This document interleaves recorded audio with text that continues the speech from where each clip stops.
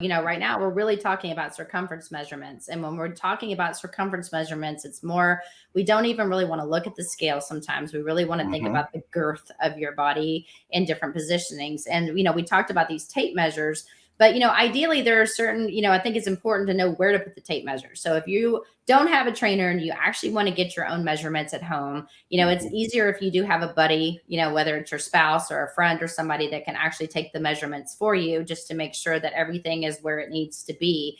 But the first place you're going to want to start is at your neck. And so you want to think that it's really just below the larynx, or like if you think about your, if you're a man and you've got your Adam's apple, it'd be right across that area. And then you're going to note that down. And then from there, we're going to think next is going to be your chest, and you're going to put it across the fullest part of your chest.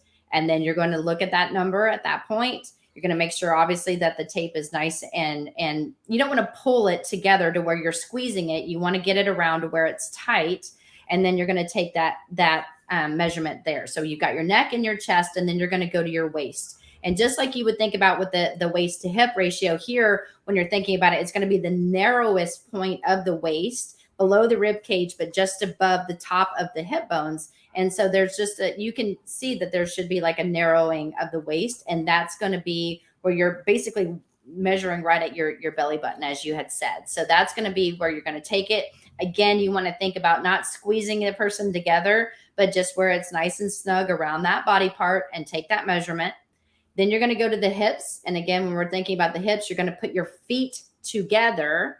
This is where people sometimes mess this up. They put the feet together and measure the circumference at the widest portion of the glute area. And so when you're looking at that, it's like, okay, feet are together. You're going to know exactly where to put it around. And then you're just going to make sure that it's nice and level.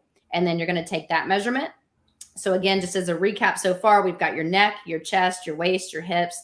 Then you move to the thigh. And so when you're thinking about that, you're going to stand with your legs, and they're about, you're going to think about measuring the largest circumference immediately below your gluteal fold, if you will. So basically right where your kind of butt cheeks meets into your hamstring, you're going to measure that point. And so you're going to kind of come down 4 inches when you do that. And then you're going to measure that area. So you've got the end of your butt cheek, go down 4 inches, and then measure. And so that's where you're going to want to put it for your thigh. And then, of course, the calves is the medius portion of your calf. So where it's the biggest, that's where you're going to do it. So it's usually just anywhere between the knee and the ankle. And then lastly is going to be your arm. And so you're going to actually put your arm out. So, take the bend out of your elbow, and then you're going to measure it at the fullest part. So it's taken really at the midpoint below the shoulder and above the elbow, but where it's the thickest.